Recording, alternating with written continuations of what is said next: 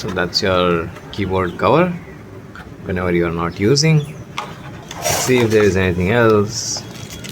So you get this keyboard puller. This is for the keycaps. This is for the switches. You get an end key.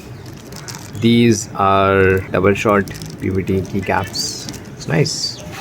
Premium stuff. These sound great. I just saw a couple of sound test videos on the YouTube and fell in love with it.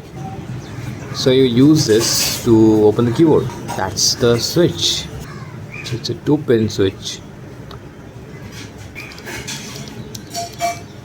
Alright, enough with the formalities. Wow, looks nice. That's the user manual. If you want, just